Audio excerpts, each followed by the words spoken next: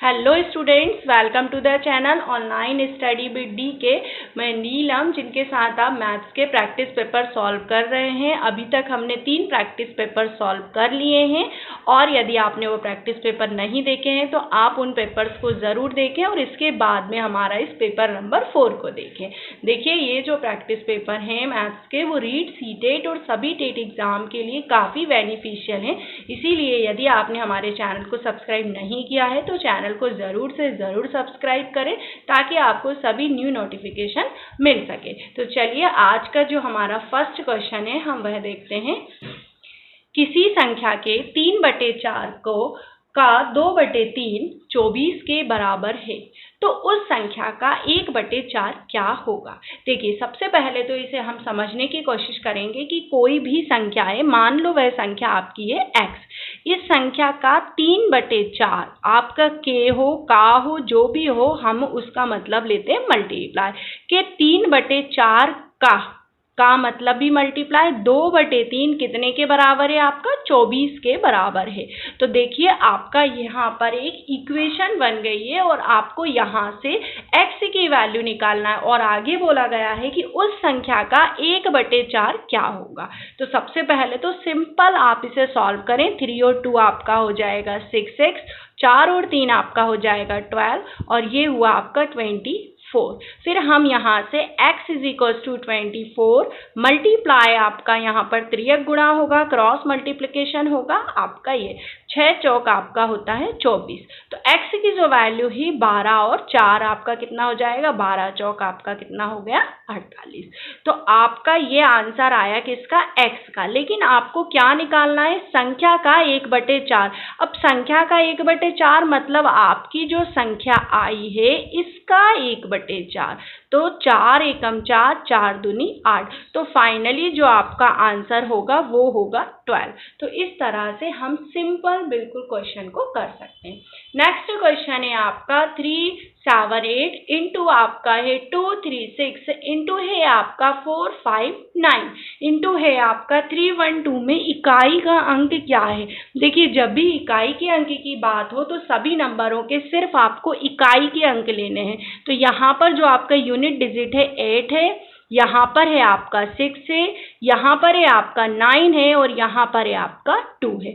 अब बोला गया है इकाई के अंक, तो हम इसे मल्टीप्लाई करेंगे। 8 6 आपका कितना होता है 48, 9 दूनी आपका कितना होता है 18। लेकिन फिर अगेन आप यहाँ पर भी इकाई का ही अंक लेंगे तो 8 और 8 हो गया, 8 और 8 आपका होता है 64। मतलब आपका जो इकाई का अंक हुआ वो यहाँ पर कितना हुआ, 4 हुआ। तो इस तरह से आप इकाई के अंक को हल करेंगे।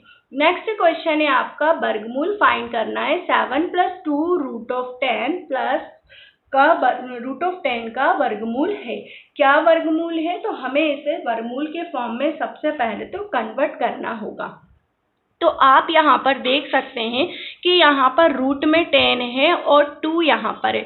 तो आप क्या, हम ये थोड़ा सा इमेजिन कर सकते हैं कि ये 2 × 5 होगा और क्या हम इसे 2 + 5 लिख सकते हैं, 2 √2 × 5। अब यहाँ से आप देखें कि इसका हमें वर्गमूल निकालना है। मतलब ये तो आपका फॉर्मूले के फॉर्म में तब कन्वर्ट होगा जब हम इसका भी हम रूट ले लें। तो ये हो जाएगा 2 √10 और ये आप यहाँ से देख सकते हैं a² + b² + 2 × ab के फॉर्म में कन्वर्ट हो गया है।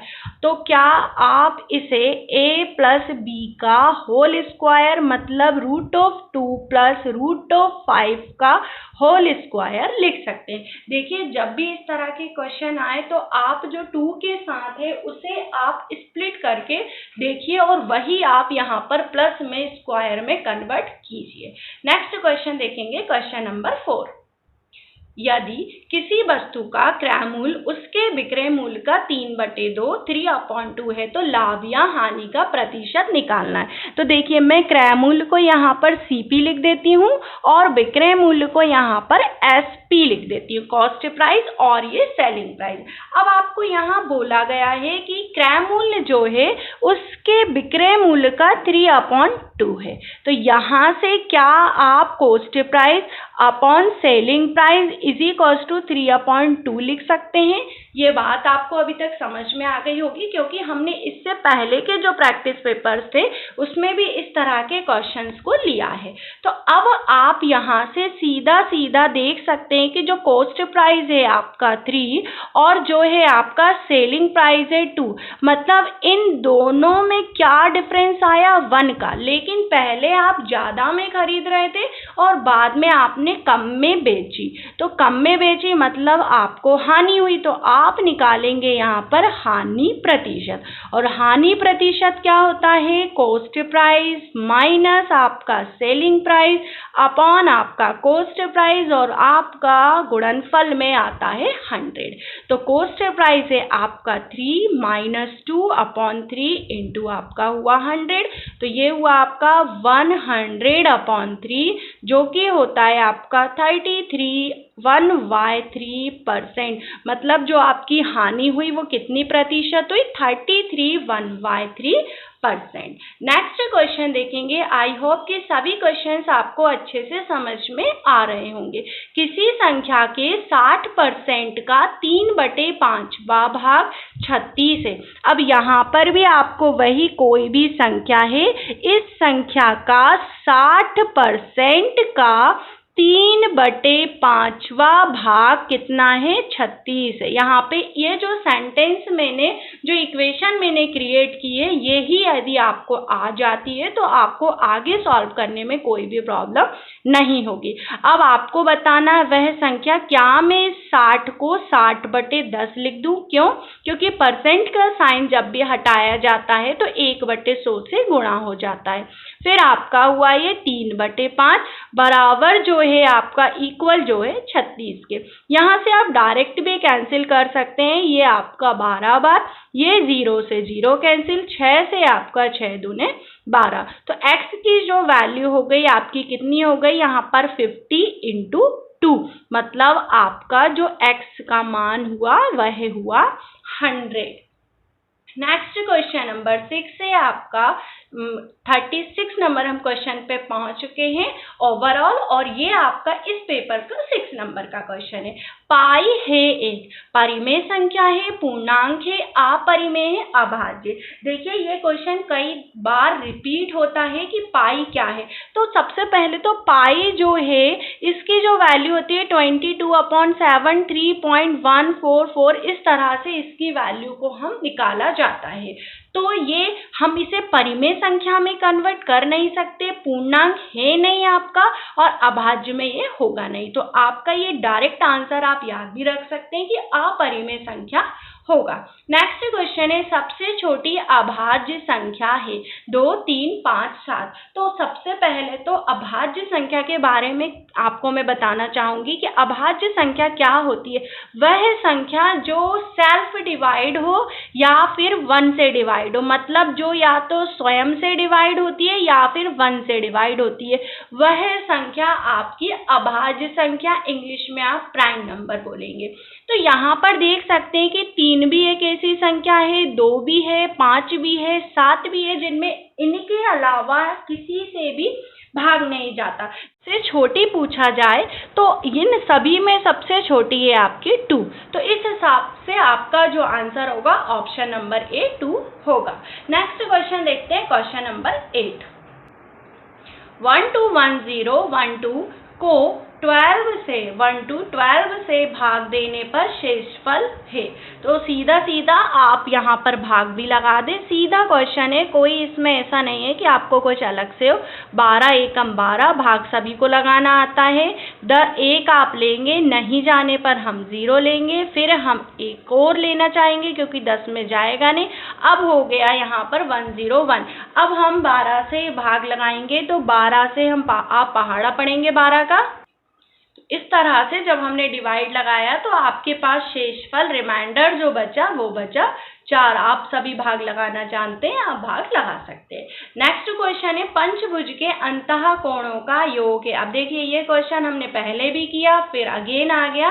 तो पंचभुज के अंतः कोणों का जो योग होता है उसका फॉर्मूला मैंने आपको बताया है, n-2 × 180। n मतलब पंच बोला है तो 5, n-2 5 - 2 मतलब 3 गुणे 180 मतलब हुआ आपका 540 डिग्री। नेक्स्ट क्वेश्चन और लास्ट क्वेश्चन है आपका इस पेपर का, यदि दो संख्याओं का अंतर तथा गुणनफल क्रमशः 5 और 36 हो तो उनके अंतर का योग है। देखिए दो संख्याओं का अंतर की बात करिए 5 है, दो संख्याओं के गुणनफल की बात करी है आपका है 36। अब आपको यहाँ पर बताना है कि इनके व्युत्क्रमों का योग क्या होगा। व्युत्क्रमों का योग मतलब x है तो 1/x करना है, y है तो 1/y करना है। अब यहाँ पर आप देखेंगे कि योग पूछा है तो योग आपको किस तरह से फाइंड करना है। क्वेश्चन में आपको योग नहीं अंतर फाइंड करना है। तो देखिए कभी भी दो संख्याओं का अंतर है तो क्या हम इसे मॉड्यूल में मापांक में ले सकते हैं, क्योंकि ये जब बाहर निकलेगा तो अगर हम इसे चेंज भी करेंगे तो नेगेटिव नहीं होगा। अब ये इक्वल है 5 का, तो क्या मैं इसे 1/x और इसे 1/y लिखूं इस तरह से कि क्योंकि मुझे व्युत्क्रमों का अंतर निकालना है। तो ये हुआ आपका y - x/y। तो यहाँ पर आप देख सकते हैं कि अगर मैं इसे y - x भी लिखूंगी तो भी आपका 5 ही होगा और ये 36। तो कुछ क्वेश्चन जो होते हैं वो यदि ऑप्शन के अकॉर्डिंग भी कर सकते हैं और अंतर निकालना है तो आप मॉड्यूल में लें। आई होप कि सभी क्वेश्चंस आपको अच्छे से समझ में आए होंगे। यदि किसी भी क्वेश्चन को करने में या कहीं पर भी आपको कोई प्रॉब्लम है तो आप मुझे कमेंट बॉक्स में ज़रूर बताएं। नेक्स्ट वीडियो के साथ हम बहुत जल्दी मिलेंगे। जब तक के लिए आप सभी को मेरा जय हिंद, वंदे मातरम।